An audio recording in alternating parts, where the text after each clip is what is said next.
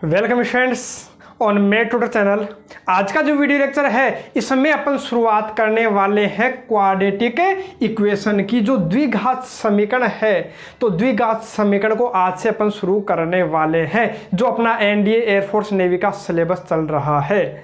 और मैं आपको बता दूं, यदि आप एनडीए की बात करो तो प्रीवियस ईयर क्वेश्चन पेपर यदि आप उठा करके देखते हो तो वहां पर हमेशा ही आपको 4 से लेकर के 6 क्वेश्चन देखने को मिला करते हैं।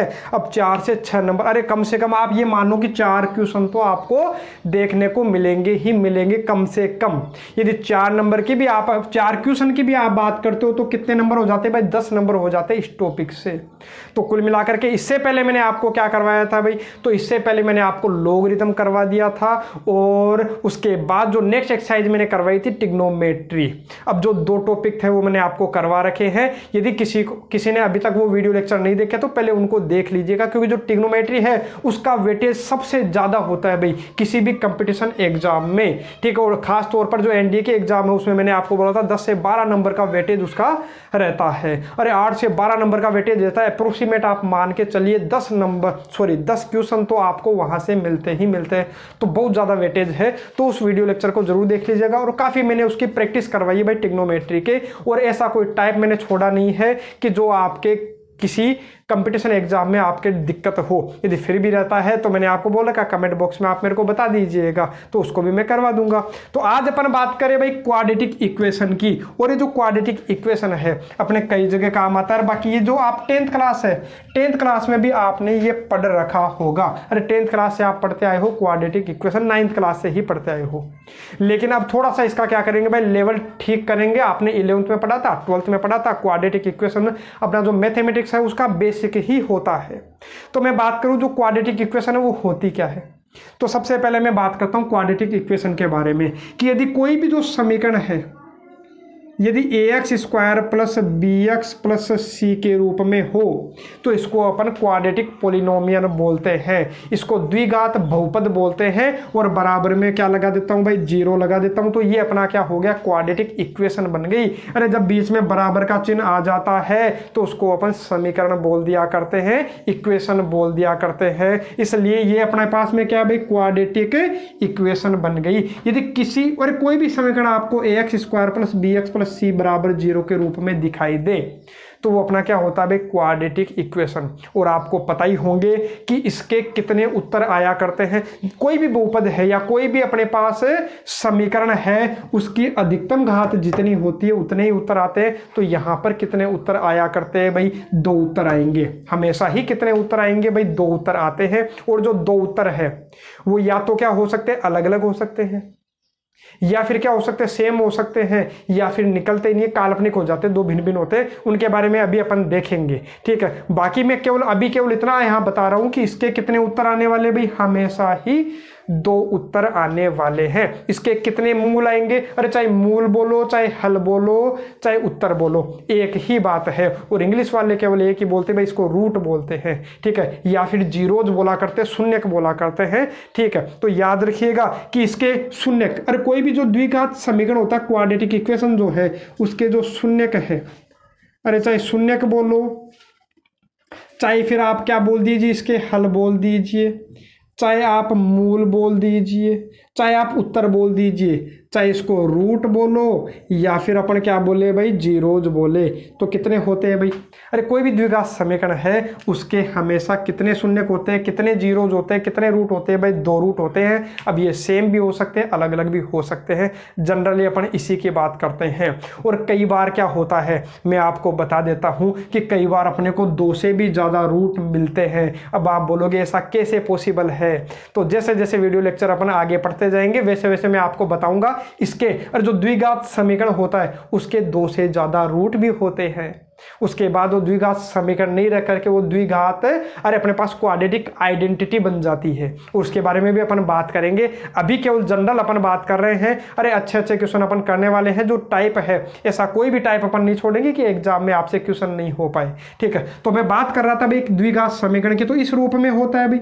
और इसके जो शून्य हल मूल रूट कितने होते हैं भाई? 2 होते हैं। अब जो 2 है उनको अपन क्या माना करते थे? अरे एक तो एल्फा मान लिया करते थे। अरे जो 2 मूल है, कितने मूल है भाई, 2 मूल। तो उनको मैं क्या मान लेता हूँ, एक तो मान लेता हूँ अल्फा और एक अपन क्या मान लेते हैं, बीटा। अपनी आदत है शुरुआत से ही अल्फा और बीटा मानने की, बाकी जरूरी नहीं अपन अल्फा और बीटा माने, कुछ भी मान सकते हो। अब कितने शून्य आ गए भाई अपने पास, शून्य कितने आए भाई, 2। कितने मूल आए, 2। कितने रूट आए, 2। जीरोज कितने आए भाई, 2। अब एक तो इनका क्या होता है, सम होता है। अरे एक तो होता है मूलों का योगफल, और इनको क्या बोल दो भाई, मूलों का योगफल बोल दो, ठीक है। एक तो होता है मूलों का योगफल और एक क्या होता है भाई, मूलों का गुणनफल। 2 चीज अपने होती है, एक तो मूलों का योगफल और एक मूलों का गुणनफल। ये आप सभी को आता होगा। जो मूलों का योगफल है वो तो कितना होता है भाई, -b/a। अरे b/a, ठीक है, कितना हो गया भाई, b/a। बस चिन्ह किसका लगाना है आपको, माइनस का। और जो अल्फा डॉट बीटा होगा, मतलब जो 2 मूल अपने आते हैं उनके गुणनफल की आप यदि बात करो तो गुणनफल कितना हो जाएगा भाई, तो गुणनफल हो जाता है c/a हो जाता है। तो ये आपको याद रखना है, और बाकी इतना तो आपको याद होगा ही ना। अरे छोटी छोटी क्लासों में आपने पढ़ रखा है 9th 10th में कि मूलों का योगफल इतना और मूलों का गुणनफल इतना। और मैं बात करूं, यदि अपने पास में कितने मूल है भाई, 2 मूल है। यदि अपने पास में 2 मूल क्या दे दे भाई, अल्फा और बीटा दे दे। क्या दे दे भाई, अल्फा और बीटा दे दे। तो उससे यदि मैं क्या निकालना चाहूं भाई, समीकरण निकालना चाहूं तो कैसे निकालूंगा। अरे यदि मेरे को 2 मूल दिए हुए हैं अल्फा और बीटा, यदि इन दोनों से मैं क्या करना चाहता हूं भाई, समीकरण बनाना चाहता हूं, तो उसका फॉर्मूला क्या हो जाएगा भाई, x minus alpha x minus beta into a बराबर 0। तो ये क्या हो जाता है भाई, समीकरण हो जाता है किसका, यदि अपने को कितने मूल दे रखे हो भाई, अल्फा और बीटा 2 मूल यदि अपने को दे रखे हो, तो उसका फॉर्मूला क्या बन जाता है भाई, x minus alpha bracket x minus beta और इंटू में क्या आता है a, कोई भी कोफिशिएंट होगा, ठीक है। ये अपने को निकालने के लिए कोई ना कोई वो हिंट दिया करता है। अभी आपको केवल याद रखना है कि यदि 2 मूल अपने को दे दे तो उससे मैं क्या बना सकता हूं, उस समीकरण को बना सकता हूं, द्विघात समीकरण को। या फिर अपन कैसे बनाते थे तो वो मैं आपको बता देता हूं। या फिर अपन क्या कर सकते हैं भाई, यदि अपने को 2 मूल दे दे, यदि क्या दे दे भाई, 2 मूल दे दे, तो उसके लिए अपन दोबारा भी बना सकते हैं। तो उसके लिए अपने पास फॉर्मूला क्या होता है भाई, x square minus alpha plus beta x plus alpha dot beta बराबर 0। ये भी अपना द्विघात समीकरण होता है। चाहे इससे निकालिए चाहे इससे निकालिए, दोनों से आंसर क्या मिलने वाला है भाई, सेम ही मिलने वाला है। चाहे करके देख लीजिएगा ना, जब मैं क्वेश्चंस करवाऊंगा तब वहां पर अपन अच्छे से क्लियर कर लेंगे। अभी मैं क्या करवा रहा हूं भाई, जो भी अपने पास क्वाड्रेटिक इक्वेशन है, इसमें जो भी फॉर्मूलाज अपने काम आएंगे, जो भी बेसिक अपने काम आएगा, तो पहले मैं वो करवा रहा हूं। उसके बाद अपन क्वेश्चंस पे आएंगे। क्वेश्चन की प्रैक्टिस इसकी थ्योरी करने के बाद ही अपन करने वाले हैं, ताकि क्वेश्चंस में अपने कोई डाउट नहीं रहे। फिर भी कुछ टाइप्स अपने रहेंगे, कुछ थ्योरी अपनी रहेगी, तो क्वेश्चन के साथ मैं क्या करते चलूंगा भाई, क्लियर करते चलूंगा। और जितनी थ्योरी हो सकती है उतनी मैं अभी एक बार में करवा देता हूं, ताकि अपने आगे दिक्कत नहीं आए किसी भी क्वेश्चन को। और किसी को मान लो कि बेसिक में ही दिक्कत है, तो बेसिक तैयार कर लेंगे तो उसके कोई दिक्कत आएगी ही नहीं, आगे क्वेश्चन खुद से सोल्व कर सकते हैं, ठीक है। अब मैं क्या बता रहा था भाई, इसके अंदर मैंने बताया था कोई भी द्विघात समीकरण तो उसके मूल 2 होते हैं, अल्फा और बीटा अपन मान लेते हैं। उनके योगफल की बात करो तो ये फॉर्मूला, गुणनफल की बात करो तो ये फॉर्मूला। और कई बार मूल वो दे देता है, अरे अल्फा और बीटा 2 मूल यदि दे दे तो द्विघात समीकरण में बना सकता हूं, चाहे इससे चाहे इससे। इसको कई हिंदी में लिखा करते हैं भाई, क्या लिखा करते हैं, x स्क्वायर माइनस, इसको क्या लिख देते हैं भाई, मूलों का योगफल। अरे सम ऑफ रूट्स, मूलों का योगफल, ठीक है, मूलों का योगफल into x plus alpha dot beta मतलब क्या है ये भाई, मूलों का गुणनफल।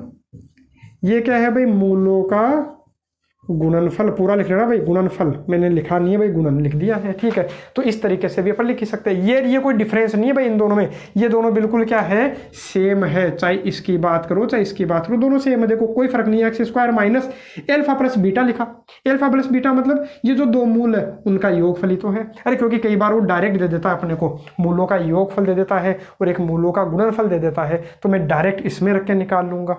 अरे 2 मूल निकालने की मेरे को आवश्यकता कहाँ पड़ेगी, तो कोई आवश्यकता नहीं पड़ेगी। तो अपन इससे भी सोल्व कर सकते हैं और इससे भी सोल्व कर सकते हैं, जैसे क्वेश्चन आएगा।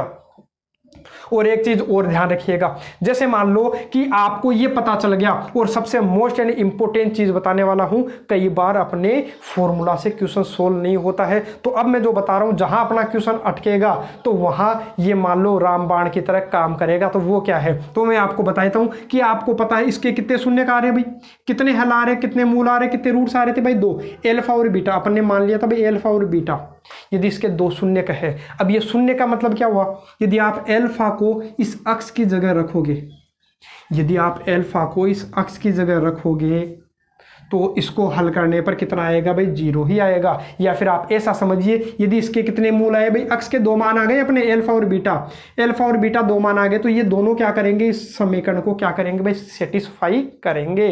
तो इसका मतलब हुआ क्या, यदि 2 मूल है अल्फा और बीटा, तो ये दोनों उसको सेटिस्फाई करेंगे। सेटिस्फाई करोगे तो आप क्या कर सकते हो भाई, उसमें इनको रख सकते हो। मैं क्या कर सकता हूँ, अल्फा को अक्ष की जगह रख सकता हूँ, तो आएगा क्या, तो मेरे को क्या मिल जाएगा, a alpha square plus B alpha plus C बराबर 0। तो ये क्या हो जाएगा, अपना सेटिस्फाई जरूर करेगा।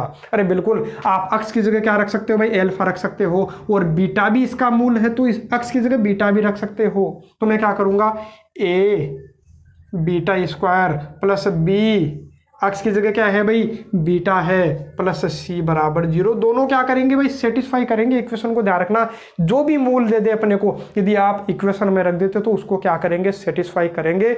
बड़े ही आराम से समझा रहा हूँ, तो ध्यान से इनको समझिएगा। कोई भी गलती करने की आवश्यकता नहीं है, एक एक चीज़ आपको याद रखनी जो मैं बता रहा हूँ, ठीक है। सारा कॉन्सेप्ट अपन क्लियर कर लेंगे, कोई भी चीज़ अपन छोड़ेंगे नहीं, ठीक है। तो इतना आपके समझ में आ गया होगा कि मैंने क्या क्या आपको बता दिया है। अब आप बात करते हो किसकी, एक होता है मूलों की प्रकृति, अपन ज्ञात क्या करते थे, अरे 10th क्लास में आपने किया था, छोटी क्लासों में, है ना। तो वो मैं एक बार फिर से रिपीट कर देता हूँ। अरे आपको पता चल गया 2 उत्तर तो आ गए, लेकिन 2 उत्तर कैसे होंगे, वास्तविक होंगे, काल्पनिक होंगे या समान होंगे, तो उसकी प्रकृति में आपको बताता हूँ। मूलों की प्रकृति क्या बता रहा हूँ भाई, मूलों की प्रकृति, ठीक है, मूलों की प्रकृति।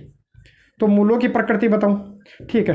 तो उसके लिए अपन क्या निकाला करते हैं हमेशा, तो उसके लिए अपन क्या निकाला करते हैं भाई, डी निकाला करते हैं। क्या निकालूंगा भाई, डी। डी क्या होता है भाई, डिस्क्रिमिनेंट होता है, विविक्तिकर इसको हिंदी में अपन बोला करते हैं। बाकी अपने को ऐसे क्वेश्चन तो पूछेगा नहीं कि डी का मतलब क्या होता है, विविक्तिकर होता है, डिस्क्रिमिनेंट होता है, क्या होता है, नहीं पूछता है ना। अपने को तो ध्यान रखना है कि जो डी है वो कैसे निकाला करते हैं। तो आपको पता होगा जो डी का मान है वो कितना होता है भाई, निकालते कैसे भाई, बी स्क्वायर -4ac।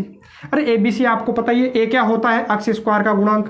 अरे कोफिशिएंट ऑफ अक्ष स्क्वायर, बी क्या है, कोफिशिएंट ऑफ अक्ष, मतलब बी क्या है, अक्ष के गुणा में जो होता है वो बी होता है, और जो अचर पद होता है, जो कांस्टेंट होता है वो क्या होता है भाई, सी होता है। ये आपको पता है। बाकी मैं केवल आपको क्या बता रहा हूँ, डी। तो डी क्या हो गया भाई, B square -4ac, B square -4ac। अब आपको याद रखना है 3 कंडीशन। 3 कंडीशन कौन सी भाई, फर्स्ट कंडीशन क्या है, तो फर्स्ट कंडीशन है आपके पास में डी का मान ग्रेटर देन 0, मतलब डी का मान प्लस में आ जाए। सेकंड कंडीशन क्या है भाई, तो सेकंड कंडीशन है डी का मान 0।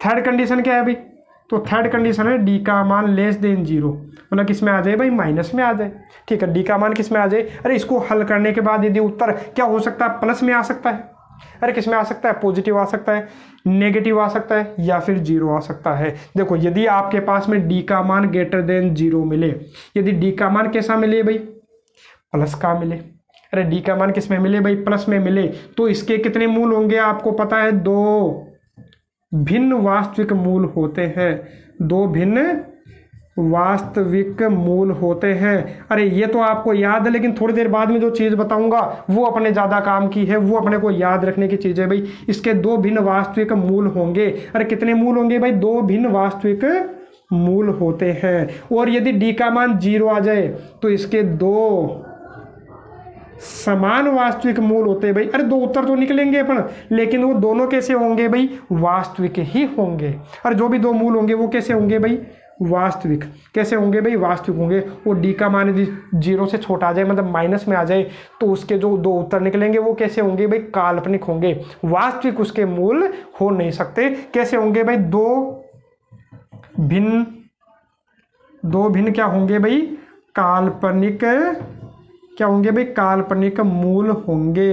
कैसे मूल होंगे भाई, काल्पनिक मूल होंगे। तो आपको याद रखना है कि डी का मान ग्रेटर देन 0 तो क्या होता है, डी का मान इक्वल टू 0। अरे कई बार वो सीधा सीधा दे देता है कि यदि कोई भी अपने पास समीकरण दे देगा और वो बोल देगा कि अपने पास दो भिन्न वास्तविक मूल है तो के का मान ज्ञात कीजिए। अरे कोई भी चीज यहाँ गायब कर देगा, उसकी जगह दे देगा, उसका मान ज्ञात करवाएगा तो अपन ज्ञात कर सकते हैं। दो समान वास्तविक मूल है तो उसके लिए के का मान या बी का मान पूछ लेगा वो, है ना। तो अपन कैसे ज्ञात करेंगे, तो बस आपको इतना ध्यान रखना है कि यदि दो भिन्न वास्तविक मूल हो तो जो डी का मान है वो क्या होगा भाई, ग्रेटर देन 0 होगा।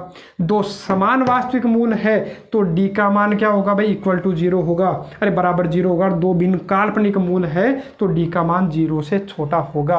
और जो दो मूल आएंगे यदि काल्पनिक है तो ध्यान रखना हमेशा एक दूसरे के कॉन्जुगेट होंगे। कॉन्जुगेट मतलब संयुग में होंगे। कैसे होंगे, अरे काल्पनिक का मतलब ध्यान आपको आयोटा में होते हैं। सम्मिश्र संख्या आपने 11th क्लास में पढ़ रखी होगी। अरे जो भी एनडी की तैयारी करे इसका मतलब 11th 12th तो आप पढ़ करके आए ही हो ना, और नहीं भी पढ़ रखी है तो आप पढ़ सकते हो। ठीक है, कैसे, छोटी सी चीज़ है वो मैं आपको बता दूंगा और इसके बाद में वही वीडियो लेक्चर में स्टार्ट कर दूंगा। सम्मिश्र संख्या में आपको बता दूंगा तो वहां से आपका डाउट क्लियर हो जाएगा। अभी केवल ज़्यादा अपने काम में नहीं आएगा वो, है ना। फिर भी मैं एक बार बता देता हूँ। जैसे मान लो कि दो काल्पनिक मूल आएंगे कि 2 + 4 आयोटा आ गया, या फिर 2 + 3 आयोटा या 5 आयोटा आ गया, तो जो दूसरा मूल होगा वो क्या होगा भाई, 2 - 5 आयोटा अपने आप ही।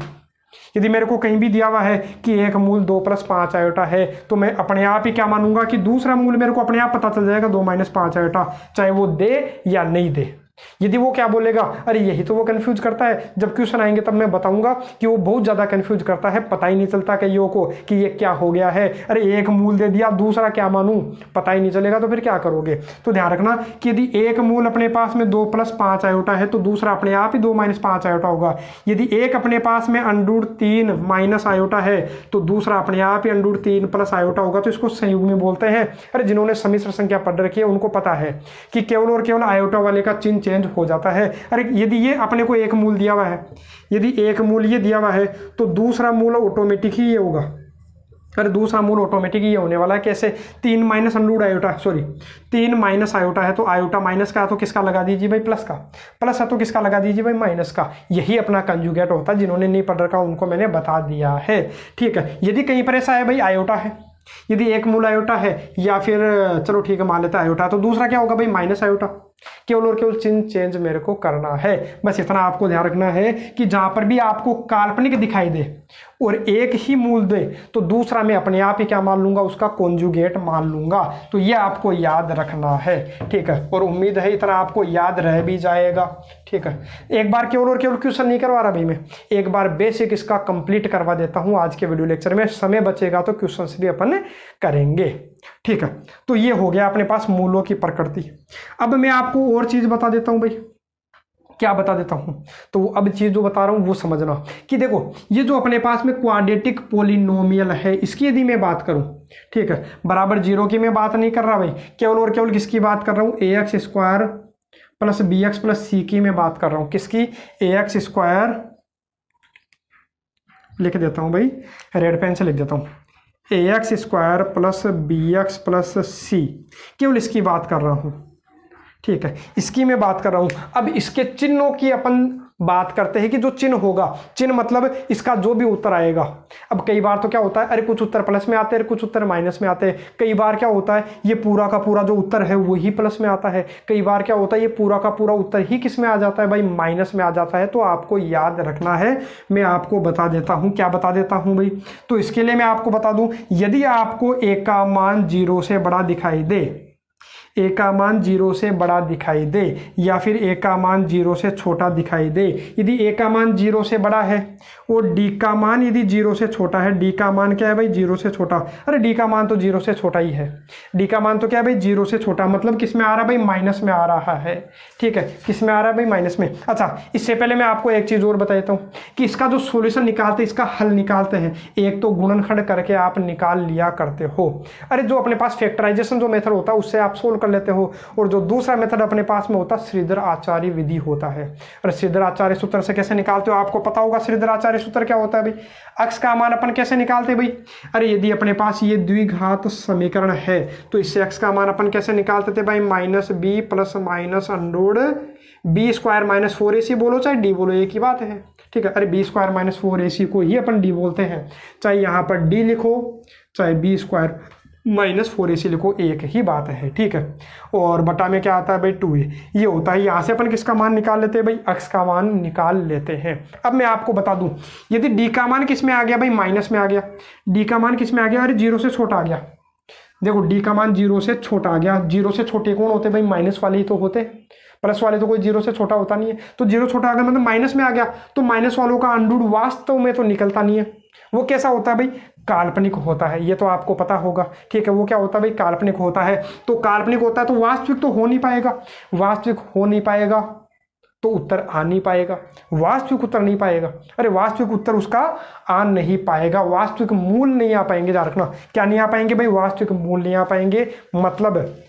मतलब आपको एक चीज और बता दूं कि अपने पास में कोई भी जो द्विघात समीकरण होता है, कोई भी जो द्विघात समीकरण होता है, यदि ग्राफ बनाने का आप प्रयास करते हो तो किस तरीके से बनता है भाई, यू शेप का बनता है। तो कैसे भी बन सकता है, जरूरी नहीं यू शेप ऐसे बने, यू शेप ऐसे भी बन सकती है, ठीक है। यू शेप ऊपर भी बन सकती है, यू शेप नीचे भी बन सकती है, और कैसा भी बन सकता है, ठीक है। हमेशा इसका जो चित्र बना करता है वो किस शेप में बनेगा भाई, यू शेप में बनेगा।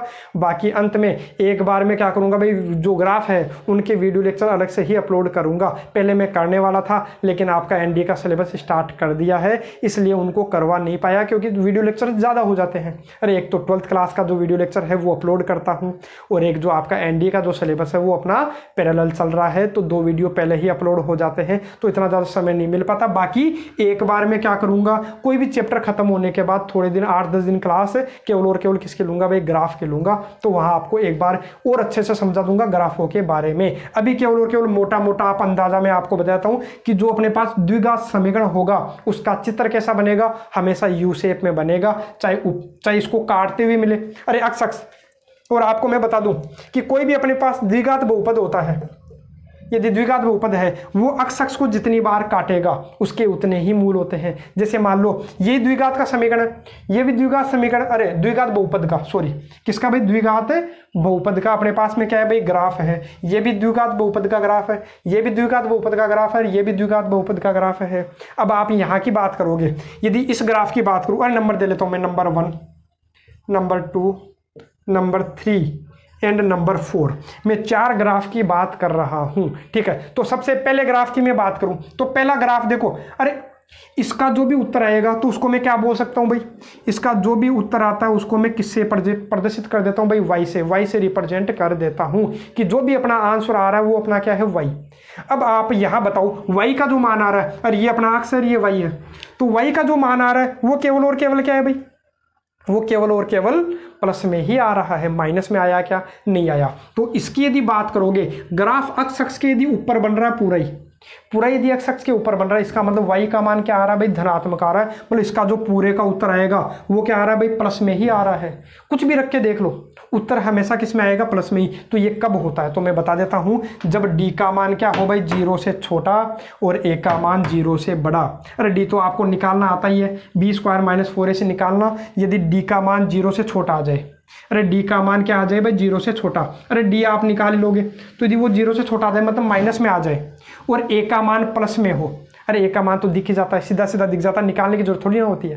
ये तो एक्स स्क्वायर के गुणा में दिख रहा है, एक्स स्क्वायर के गुणा में यदि प्लस का हो तो उत्तर, अरे एक्स स्क्वायर के गुणा में यदि प्लस हो, अरे प्लस का हो 3 हो 8 हो 10 हो, अंडूर 2 भी चलेगा, ठीक है, या कुछ नहीं हो तो भी चलेगा, तो प्लस 1 मान लूंगा, ठीक है। और लेकिन डी का मान क्या होना चाहिए भाई, 0 से छोटा। डी का मान 0 से छोटे का मतलब जो मूल है वो कितने होंगे भाई, 2 भिन्न काल्पनिक होंगे, काल्पनिक मतलब। और बाकी मैं आपको यहाँ बता रहा था कि कोई भी अपने पास जो, जैसे मान लो ये किसी भी द्विघात बहुपद का ग्राफ है, ये एक्स को कितनी बार काटा, एक बार भी नहीं काटा, एक बार भी नहीं काटा, तो इसका एक भी मूल नहीं है, वास्तविक मूल नहीं है, वो कैसे है भाई, काल्पनिक है, ठीक है। इसके कितने मूल है भाई, 2 मूल है, क्योंकि ये अक्स को कितनी बार काट रहा है भाई, 2 बार, तो इसके 2 भिन्न मूल है। कितने मूल है भाई, 2 भिन्न मूल है। इसकी अपन बात करें तो इसके कितने मूल है भाई, 2 भिन्न मूल है, एक तो यहाँ काट रहा है, एक यहाँ काट रहा है, अलग अलग जगह काट रहा है ना, इसलिए इसके दो भिन्न मूल है। यहाँ की बात करो तो इसका कोई भी वास्तविक मूल नहीं है।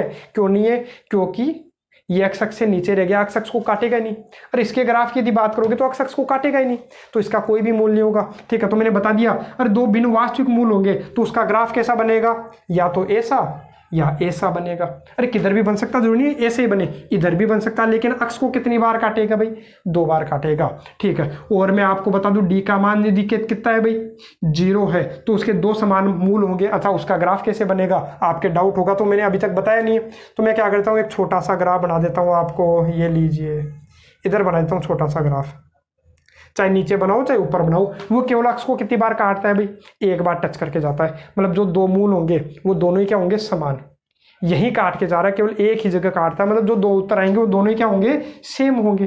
ठीक है, दोनों सेम होंगे। 2 भिन्न काल्पनिक मूल है, तो या तो बिल्कुल ऊपर बनेगा या बिल्कुल नीचे बनेगा। तो आपको इतना ग्राफ की भी देखने की आवश्यकता नहीं है। बाकी फिर भी मैं एक बार आपको ग्राफ बता दूंगा आज के वीडियो लेक्चर के अंत में। अभी आप इतना याद रखिएगा, यदि ए का मान 0 से बड़ा हो, यदि ए का मान 0 से बड़ा हो और डी का मान 0 से छोटा हो, आपको तो इतना ध्यान रखना डी का मान 0 से छोटा, डी निकालो। यदि डी किससे छोटा है भाई? 0 छोटा, मतलब माइनस में आ जाए। यदि माइनस में आ जाए तो बस आप एक को चेक करो। किसको चेक करोगे भाई? एक को। अक्ष स्क्वायर के गुणा में जो है ना उसको चेक करो। यदि वो प्लस का है तो इसका पूरा जो उत्तर आएगा वही प्लस का आएगा। मतलब जो भी उत्तर आएगा, कुछ भी रख के देख लो अक्ष की जगह, इसके पूरे का मान हमेशा ही धनात्मक होगा। लिख देना भाई, ये हमेशा ही क्या होगा? धनात्मक होगा। साफ कर देता हूँ भाई, इधर क्या कर देता हूँ? साफ कर देता हूँ, लिख देता हूँ। क्या लिख रहा हूँ कि इसका जो मान आएगा ये जो है वो हमेशा क्या होगा? धनात्मक होगा। क्या होगा भाई? धनात्मक होगा, पॉजिटिव होगा। ठीक है, ये हमेशा क्या होगा? पॉजिटिव। और यदि ऐसा है तो ax square plus B X plus C का मान हमेशा ही कैसा होगा भाई? नेगेटिव होगा, ऋणात्मक होगा। ये आपको याद रख लेना है। केवल और केवल मैंने इतना बताया। फिर मैं बता देता हूँ भाई, डी का मान 0 से छोटा आना चाहिए, मतलब माइनस में आना चाहिए डी का मान। डी मतलब B square minus 4ac, minus में आना चाहिए। और ए यदि प्लस का है तो उत्तर हमेशा ही पॉजिटिव, और ए यदि माइनस का है तो मतलब इसका जो उत्तर आएगा वो हमेशा ही कैसा होगा? नेगेटिव होगा। सीधा सीधा पूछ लिया करता, कई बार ये कंडीशन भी पूछ लिया करता है। तो यहाँ से भी आपका क्या मिल सकता है भाई? कहीं ना कहीं क्वेश्चन मिल सकता है। और मैं आपको बता दूं आगे जो टाइप है वो किस टाइप से अपने से पूछा जाता है, तो उसकी मैं बात करूं तो यहाँ अपन कर लेते हैं सोल्व और आगे। ठीक है, ये तो इधर की अपनी बात थी, तो इसको अपन ने सोल्व कर लिया है।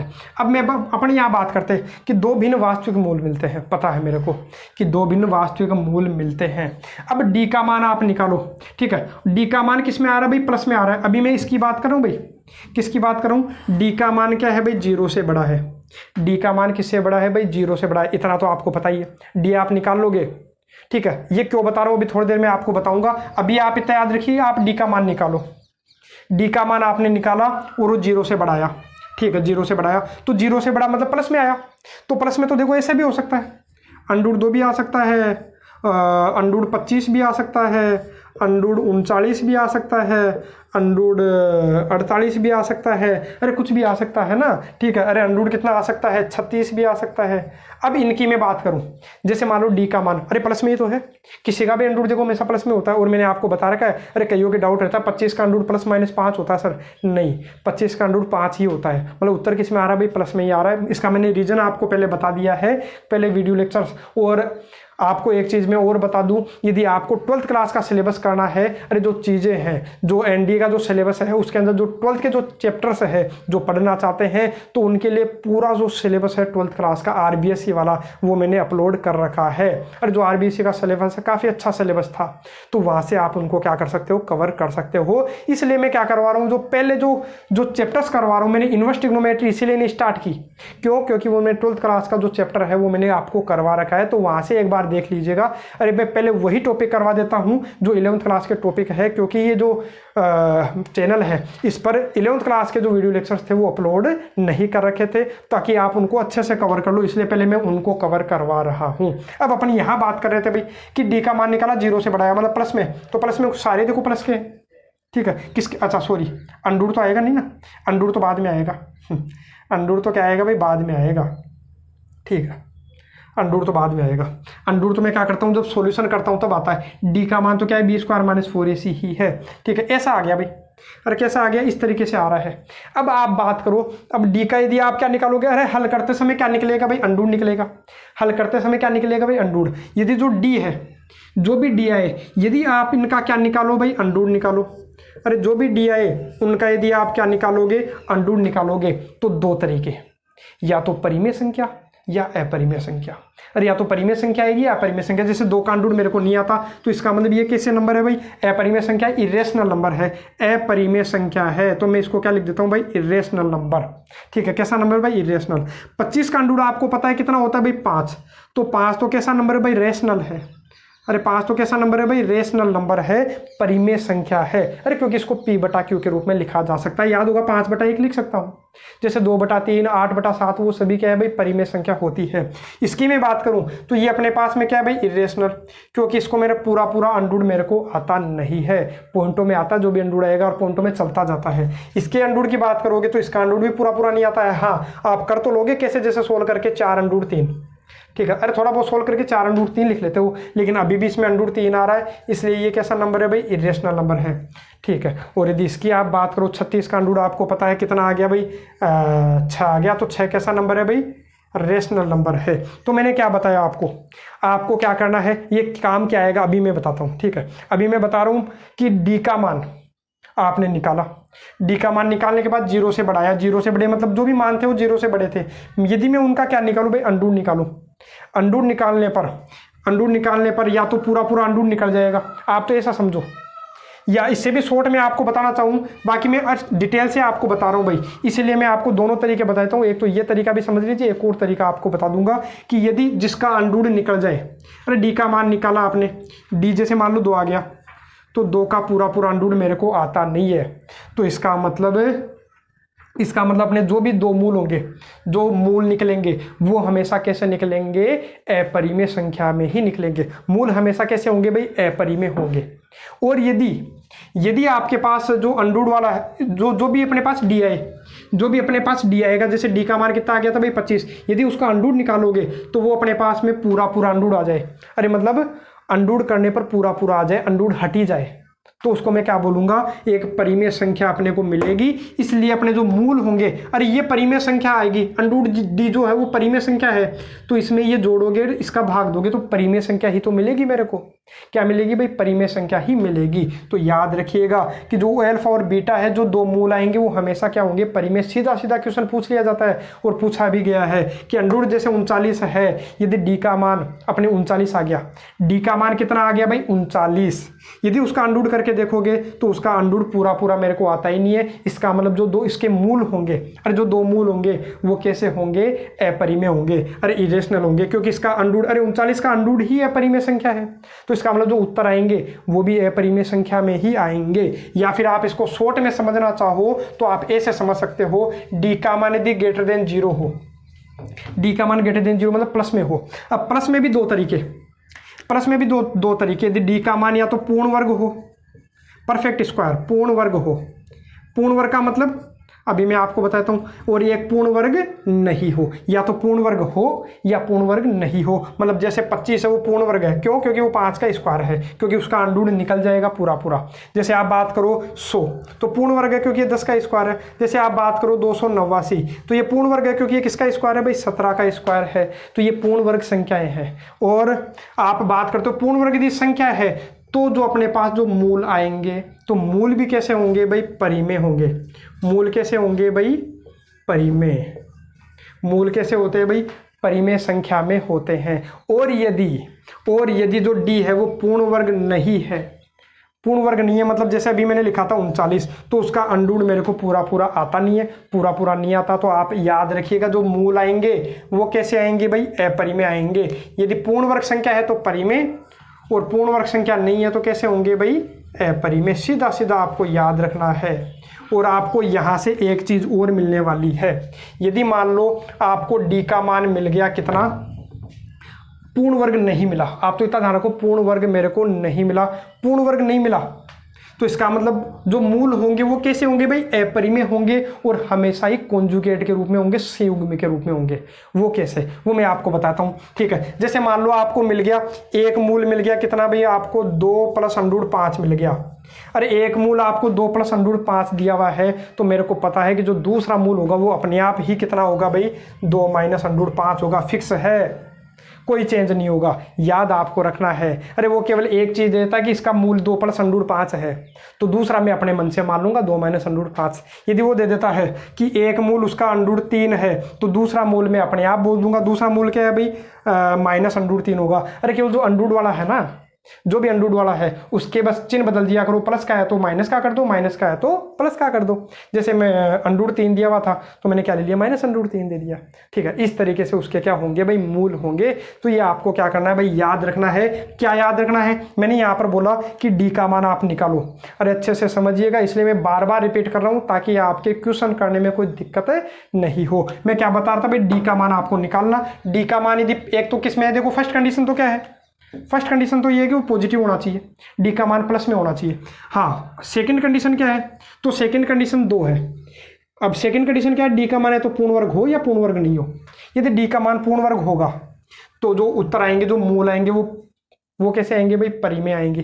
और जो भी मूल आएंगे वो परिमेय संख्या में होंगे। और यदि डी का मान पूर्ण वर्ग नहीं है तो जो भी उत्तर आएंगे वो कैसे होंगे भाई, अपरिमेय होंगे। और यदि अपरिमेय है, यदि मैं आपको बता दूं कि डी का मान यदि > 0 है और डी का मान क्या है, यदि पूर्ण वर्ग नहीं है, तो पूर्ण वर्ग नहीं है तो उसके जो मूल होंगे वो हमेशा ही संयुग्मी के रूप में होंगे। संयुग्मी मैंने आपको बता ही दिया था, यहाँ भी मैंने आपको बताया था। काल्पनिक में भी क्या होता है, अरे डी का मान 0 से बड़ा हो तो इसके अंदर 2 कंडीशन होती है, पूर्ण वर्ग होना, पूर्ण वर्ग नहीं होना। इसके अंदर तो केवल एक ही कंडीशन थी, एक ही कंडीशन है कि उत्तर हमेशा कंजुगेट के रूप में होंगे। इसमें कंजुगेट कब होंगे भाई, कंजुगेट कब होंगे, डी का मान 0 से बड़ा होगा तो कंजुगेट कब होंगे, जब डी जो आए वो कैसा संख्या है भाई, पूर्ण वर्ग नहीं आए। पूर्ण वर्ग नहीं आए तो वो कैसा होगा भाई, अपरिमेय होगा।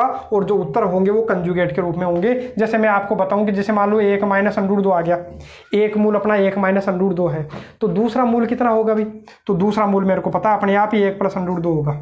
ये आपको याद रखना तो हो गया, इतनी बात आपको समझनी थी। तो ये इसका क्या हो गया भाई, बेसिक हो गया है। बाकी मैं आपको 1-2 चीज़ और बताता हूँ, बाकी और भी बताऊंगा। इसका बेसिक अभी पूरा नहीं हुआ है, क्वेश्चन जैसे जैसे आएंगे उन्हीं के साथ मैं आपको और बताता जाऊंगा। अभी कुछ फॉर्मूलाज है जो आपको याद रखने हैं, बाकी जिसको इसका एक बार स्क्रीनशॉट बनाना है वो इसका स्क्रीनशॉट बना सकते हो। ठीक है, तो अब मैं बता देता हूं आपको कि कुछ चीज़ों की यहाँ जरूरत पड़ने वाली है। तो वो चीज़ें क्या है, कुछ फॉर्मूलों की जरूरत पड़ेगी, तो फॉर्मूले आपको याद रखने ही पड़ेंगे। तो फॉर्मूले क्या है भाई, तो फॉर्मूला की मैं बात करूं, फॉर्मूलों की बात करते हैं ना। ठीक है, तो फॉर्मूले क्या है, तो फॉर्मूलों की अपन बात करते हैं। जैसे आपको जरूरत पड़ेगी कहीं ना कहीं a² + b² की, और यहाँ अपने को a² + b² का फॉर्मूला आता होगा। यहाँ a और b काम में नहीं लेकर के वो क्या करेगा भाई, अल्फा और बीटा काम में लेगा। तो मैं अल्फा और बीटा ही काम में ले लेता हूँ भाई। α² + β² का फॉर्मूला क्या होगा, ठीक है, तो उसका फॉर्मूला क्या होगा तो मैं आपको बताता हूँ, α + β का होल स्क्वायर -2α.β। अरे याद रखना है आपको। ठीक है, करते हैं बात आगे। ठीक है, ये α² + β², जब जरूरत का पड़ेगी तो क्वेश्चन के साथ में मैं आपको बताता चलूंगा। अभी आप याद रखिएगा कि α² + β² का फॉर्मूला ये होता है। अरे हुआ क्या है, कुछ नहीं हुआ, बस α + β का होल स्क्वायर मेरे को पता है, α² + β² + 2α.β ही तो होता है। अरे a + b का whole square a² + b² + 2ab, मैंने केवल इसको इधर शिफ्ट किया भाई, -2α.β, काम हो गया, α² + β² मिल गया मेरे को। ठीक है, ऐसे ही आप बात करो किसकी भाई, आप बात करते हो किसकी, α + β का, या फिर बता दो α³ + β³ की यदि आप बात करो तो इसका फॉर्मूला क्या होगा, तो इसका फॉर्मूला आपको पता ही होगा, α + β α² + β² -α.β, याद रखना पड़ेगा। ठीक है, कि इनको गुणा करके यदि आप देखोगे तो आपको यही मिलने वाला है। यदि आप α³ - β³ की, α³ - β³ की बात करते हो, साफ सुथरा लिख देता हूँ भाई एक बार दोबारा, α³ - β³ की यदि बात करते हो तो यहाँ आ जाएगा भाई α - β α² + β² + α.β, और अपन बात करते हैं भाई, ठीक है। अपने को और क्या देता भाई, एक संबंध दे दिया करता है, अल्फा प्लस बीटा अपने को पता है, अल्फा डॉट बीटा अपने को पता है। वो क्या बोलता है भाई, अल्फा माइनस बीटा का मान पूछ लेता है। किसका मान पूछ लेता है भाई, अल्फा माइनस बीटा का मान पूछ लेता है। तो याद रखिएगा इसका फॉर्मूला क्या हो जाएगा भाई, अल्फा प्लस बीटा का whole square minus 4 alpha dot beta, जो भी आएगा उसका क्या कर दूंगा भाई, रूट कर दूंगा। ये आपको याद रखना है, ठीक है। अल्फा माइनस बीटा, अरे मतलब ये तो क्या है भाई, अल्फा प्लस बीटा तो क्या है भाई, मूलों का योगफल। अरे मूलों का योगफल है, और अल्फा डॉट बीटा क्या होता है, मूलों का गुणनफल। जब मूलों का योगफल दे रखा हो और मूलों का गुणनफल दे रखा हो और मूलों का अंतर पूछे तो मैं डायरेक्ट फॉर्मूला लगाऊंगा और सोल्व कर लूंगा। या तो मूल निकालो, मूल निकालने की या मेरे को आवश्यकता ही नहीं पड़ेगी। याद रखिएगा फॉर्मूला यदि याद रहेगा, मूलों का योगफल और मूलों का गुणनफल और मूलों का अंतर पूछे तो मैं डायरेक्ट फॉर्मूला लगा दूंगा और अपने क्या आ जाएगा भाई, उत्तर आ जाएगा। तो बस 3-4 चीजें आपको याद रखनी है। बाकी जो क्वेश्चंस अपने आएंगे तो क्वेश्चंस के साथ ही मैं क्या करूंगा, आपको जो बेसिक है वो और क्लियर करवाते चलूंगा। बाकी अभी आपको इतना ही याद रखना है। बाकी मैं बात कर रहा था भाई किसकी, मैंने बोला था वीडियो लेक्चर के अंत में मैं ग्राफ बता दूंगा। कई बार क्या होता है वो ग्राफ भी सीधा सीधा दे दिया करता है, तो ग्राफ में बताता हूं जो कंडीशन है उसके अकॉर्डिंग, ठीक है। कंडीशन क्या है भाई, ठीक है, कंडीशन यही है। कंडीशन क्या है, डी का मान या तो 0 से बड़ा, डी का मान 0, डी का मान 0 से छोटा। इसके अलावा इससे भी कितने बनेंगे भाई, 6 बनेंगे, 6 ग्राफ बनते हैं। और 6 ग्राफ कैसे बनेंगे उसके लिए भी आपको एक चीज ध्यान रखना भाई, एक का मान। तो मैं अभी केवल और केवल किसके लिए बता रहा हूँ, एक का मान 0 से बड़ा हो। जब एक का मान क्या हो भाई, 0 से बड़ा हो। और इस समीकरण नहीं, द्विघात बहुपद की मैं बात कर रहा हूँ। जो ग्राफ बना रहा हूँ भाई, किसका बना रहा हूँ, द्विघात बहुपद का बना रहा हूँ, ठीक है। तो ग्राफ बनाते हैं कब, जब एक्स स्क्वायर के गुणा में जो है वो कैसा है भाई, प्लस का है। तो ग्राफ बनाता हूँ भाई, ठीक है। तो बात करते हैं ग्राफ की, ठीक है। ये लीजिए मैं क्या बना देता हूँ भाई, ग्राफ बना देता हूँ। ये अपना एक्स अक्ष हो गया, ये अपना वाई अक्ष हो गया। ये एक्स अक्ष है, ये वाई अक्ष है, ये एक्स अक्ष है, ये अपना क्या है, वाई अक्ष है, ठीक है। अब बात करूं, अरे ए का मान जब 0 से बड़ा, ठीक है। अब यहां मेरे को पता है कि डी का मान 0 से बड़ा है, डी का मान 0 से बड़ा, तो इसके कितने वास्तविक मूल होंगे भाई, 2 भिन्न वास्तविक मूल होंगे, ठीक है। 2 भिन्न वास्तविक मूल होंगे, इसका मतलब 2 भिन्न वास्तविक मूल होने का मतलब ये है कि एक्स अक्ष को 2 बार काटेगा, एक्स अक्ष को 2 बार काटेगा और ऊपर की तरफ जाएगा। तो ऊपर की तरफ जाएगा तो कैसा भी बना लीजिए, अरे चाहे ऐसा बना लीजिए चाहे ऐसा बना लीजिए, वो निर्भर करेगा किस पर, वो भी मैं आपको बताऊंगा थोड़ी देर के अंदर ही, ठीक है। अरे वो किस, अरे जो मान है वो मेरे को पता थोड़ी कि एक अक्ष का मान माइनस में होगा और प्लस में होगा, ऐसा थोड़ी ना पता है, ठीक है। बस बनेगा कैसा भाई, ऐसा बनेगा। और डी का मान जब 0 के बराबर है, यदि नहीं भी समझ में आया तो कोई दिक्कत नहीं है, ज़्यादा कोई दिमाग लगाने की आवश्यकता नहीं है। जब ग्राफ बताऊंगा तो मैं आपको डिटेल से बताऊंगा। यदि मान लो डी का मान 0 के बराबर है तो इस तरीके से ग्राफ बना करता है, क्योंकि केवल एक बार काटेगा, उत्तर केवल एक ही आएगा। अरे आते तो 2 है लेकिन दिखने में वो एक दिखते हैं, क्यों, क्योंकि दोनों क्या होते हैं भाई, समान होते हैं। और यदि क्या हो, 2 भिन्न मतलब डी का मान 0 से छोटा हो, ये तो क्या है भाई, जब डी का मान 0 से बड़ा हो, जब डी का मान 0 के बराबर हो, जब डी का मान 0 से छोटा हो, तो हमेशा कैसे बनेगा भाई, ऊपर की तरफ बनेगा। अब जरूरी नहीं ऐसे बने, ऐसे भी बना सकता हूँ या केवल इधर भी बन सकता है, लेकिन बनेगा अक्ष अक्ष के ऊपर, इतना याद रखिएगा। वो निर्भर करता है किस पर, इक्वेशन, सॉरी उस पोलिनोमियल पर डिपेंड करता है। इसके अलावा मैं बात करूं अब किसकी भाई, अभी तो देखो किसी भी बहुपद का न्यूनतम मान, किसी भी द्विघात बहुपद का न्यूनतम मान निकालना मैं आपको सिखाऊंगा कि न्यूनतम मान कैसे निकाले और न्यूनतम मान होता कहां पर है, वो भी मैं आपको बताने वाला हूं, ठीक है। उससे पहले मैं आपको क्या बता रहा हूं भाई, ग्राफ बता रहा हूं कि यदि अब ए का मान क्या हो भाई, 0 से छोटा, मतलब ए का मान किस में हो भाई, जो ए है वो किस में हो, माइनस में हो, एक्स स्क्वायर का गुणांक माइनस में हो, तो फिर ग्राफ कैसे बनेगा। तो उसके लिए आप देखिए जो ग्राफ बनेगा वो कैसे बनेगा, तो बना देता हूं मैं। अरे आपको पता है ये तो एक्स अक्ष है, ये वाई अक्ष है, एक्स अक्ष है, वाई अक्ष है, ये एक्स अक्ष और ये वाई अक्ष, तो सीधा सीधा, ठीक है। इसमें कितनी बार काटेगा, अरे पहला जब डी का मान 0 से बड़ा हो, जब डी का मान 0 से बड़ा हो तो 2 भिन्न वास्तविक मूल होंगे, मतलब एक्स अक्ष को कितनी बार काटेगा भाई, 2 बार काटेगा, लेकिन 2 बार तो काटेगा, लेकिन झुकेगा किधर भाई, नीचे की तरफ। अब जरूरी नहीं ऐसा ही बनाऊं, मैं ऐसे भी बना सकता था, इधर भी बना सकता था, ठीक है। वो डिपेंड करता है किस पर, इक्वेशन पर, ठीक है। इक्वेशन में ए बी सी क्या क्या है उस पर डिपेंड करता है भाई, बताएंगे क्वेश्चन के साथ में। और यदि मान लो डी का मान 0 के बराबर हो तो कैसे आएगा भाई, नीचे की तरफ आएगा, नीचे की तरफ आएगा, ठीक है। लेकिन केवल कितनी जगह कट करेगा, इसको एक जगह कट करेगा, तो डी बराबर 0 पर, इस तरीके से ग्राफ बना करता है। और जब डी का मान क्या हो, 0 से छोटा हो तो अक्स अक्स को कट करेगा ही नहीं, ये जो ग्राफ एक्स अक्स को कट करेगा ही नहीं। तो बस इतना काम अपने को ध्यान रखना है। अब अंतिम जो चीज़ बता रहा हूँ बड़े काम की चीज़ है, सबसे मोस्ट एंड इम्पोर्टेंट चीज़ है, कई बार वो पूछ लिया करता है, बाकी उसको मैं आपको फलन में भी करवाऊंगा। चलो यहाँ मैंने साफ कर दिया, कोई बात नहीं, फिर भी आप समझ लीजिए। यहाँ इसी में एक बार ग्राफ में बताता हूँ, ये जो ग्राफ है इसका कोई ना कोई न्यूनतम मान तो है ही ना, अधिकतम मान नहीं है। अरे अधिकतम तो कितना भी हो सकता है, ऐसे ही यहाँ भी देख लेना चाहिए, न्यूनतम मान है लेकिन अधिकतम मान कितना भी हो सकता है। लेकिन इनमें देखो अधिकतम मान है लेकिन न्यूनतम मान का पता नहीं है। ठीक है, जब ध्यान रखना एक का मान यदि किस में हो भाई, प्लस में हो, तो मैं उसका केवल न्यूनतम मान निकाल सकता हूँ। एक का मान प्लस में हो तो उसका न्यूनतम मान निकाल सकते हैं, और यदि एक का मान माइनस में हो तो उसका मैं अधिकतम मान निकाल सकता हूँ, क्योंकि ये टॉप हो गया। बाकी तो ग्राफ इसके नीचे नीचे ही बन रहा है। ठीक है, इसका मतलब जो ग्राफ बनेगा तो मैं एक बार लिख ही देता हूँ मैं आपको। इस ग्राफ से मैंने आपको बता ही दिया अधिकतम और न्यूनतम, आपको मैं बता दूं एक बार। ठीक है, तो क्या बताना चाह रहा हूं मैं, तो यदि एक का मान यदि 0 से बड़ा हो तो उसका केवल और केवल कौन सा मान निकलेगा भाई, न्यूनतम मान निकलेगा। और यदि एक का मान 0 से छोटा हो तो उसका केवल और केवल कैसा मान निकलेगा भाई, अधिकतम मान निकलेगा। जब एक का मान 0 से बड़ा है तो न्यूनतम मान निकाल सकता हूँ, अधिकतम मान में बता ही नहीं सकता, अधिकतम मान विद्यमान है ही नहीं, क्योंकि अधिकतम तो बढ़ता जाता है। और यदि एक का मान 0 से छोटा हो तो उसका मैं केवल अधिकतम मान निकाल सकता हूँ, न्यूनतम मान नहीं निकाल सकता। और कैसे निकालूंगा, तो वो आपको याद रखना है कि न्यूनतम मान कब निकालूं, तो उसके लिए मैं आपको बताता हूं कि जब x बराबर -b/2a होगा।